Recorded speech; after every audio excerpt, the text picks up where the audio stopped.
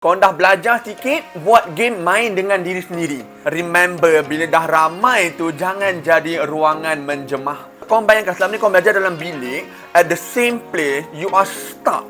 Michael Jackson kena halau balik India Utara.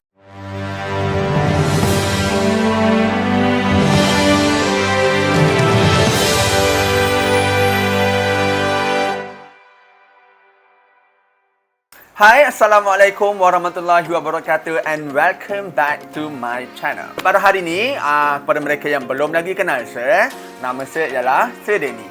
Kalau korang nak start hidup saya, silakan. Okey, so pada hari ini saya nak kongsikan berkaitan dengan beberapa langkah yang korang boleh buat, okey, untuk improvekan korang punya study environment. Sebab saya faham tau, korang dah lama sangat belajar secara online dan you guys akan rasa macam stuck at one place. Am I right?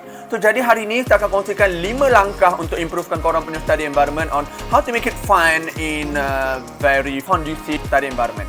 Alright? So kita pergi kepada satu persatu. Tips yang pertama yang saya boleh kongsikan ialah korang mesti listen to good music. Bila saya kata good music, dia tidak membawa maksud korang kena dengar lagu yang hard rock gila kan. Tak payah. Okey, korang dengar lagu yang tenang, korang dengar lagu yang instrumental. Kalau boleh, cari lagu yang tiada lirik. Sebab apa tau? Bila you guys belajar sambil dengar lagu, sebagai contoh lah, saya tahu mungkin ramai you guys yang suka lagu macam aku tak punya bunga. Lagu macam tu kan. Okay, then bila korang study, you guys tend to sing along. And then you guys dah divert korang punya concentration lagu tu. That's why saya suggest dekat korang try cari lagu yang instrumental supaya korang tidak terpesong. So remember, instrumental is the best kind of song to help and to aid in your study environment. Langkah yang kedua ni kita boleh buat kita punya study environment, okay, menerusi game. Turn it into a game. Korang tahu kan, bila saya sebut game, sebenarnya korang boleh fikir puzzle, korang boleh fikir flashcard, korang boleh fikir quiz, pelbagai jenis, and you play that with yourself. Okay, sebagai contoh macam saya ajar subjek fizik. Okay, so saya buat flashcard. Namakan 4 jenis gelombang. Okay, so bila kita dapat kad tu ni, kita panggil sebagai flashcard. So bila kita dapat flashcard tu macam, okay, kita kena jawab. Pertama, pantulan. Nombor 2, pembiasan. Nombor 3, pembelawan. Dan yang terakhir sekali ialah interference. Itulah cara untuk kita buat flashcard. Make it fun. Okay, korang sendiri yang buat soalan tu, maybe korang nak buat soalan tu based on SPM ke, based on PT3 ke, doesn't matter. But as long as you guys buat benda tu and korang enjoy buat benda tu. Sebab bila kita buat something yang kita rasa macam forceful, kita rasa macam alah tak bestnya, and then you guys tak buat dah. You guys buat sekali and then korang dah gerak dulu. Remember, korang boleh buat common study environment ni, korang dah belajar sikit, buat game main dengan diri sendiri. Benda mudah, jangan jadi susah guys. Yang ketiga ni, saya boleh suggest dekat korang, mungkin korang boleh cari find a good partner. You know, find a study buddy ataupun study partner ke, okay? Tapi, let's say you guys nak belajar lebih daripada seorang, boleh, tak ada masalah. But remember, bila dah ramai tu, jangan jadi ruangan menjemah. Risau.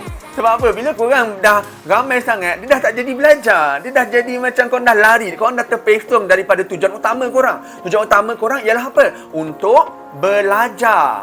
Betul? So, jadi saya sarankan kalau korang nak cari satu grup untuk belajar sekali, cari dalam not more than 4 person including yourself. Alright? So, lebih kurang 3 ke 4 orang termasuk diri you. Saya nak suggest korang satu game yang korang boleh main secara berkumpulan yang tidak lebih daripada 4 orang tadi kan, saya katakan. Game tu ialah kita panggil sebagai Truth or Dare. Saya tahu kalau korang ni, okay, korang akan fikir Truth or Dare, siapa awet engkau?